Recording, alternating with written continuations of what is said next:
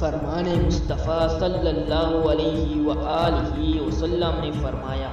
سفید مرغا رکھا کرو، اس لیے کہ جس گھر میں سفید مرغا ہوگا تو نہ شیطان اس گھر کے قریب ہوگا اور نہ جادوگر ان گھروں کے قریب ہوگا جو اس گھر کے ارد گرد ہیں۔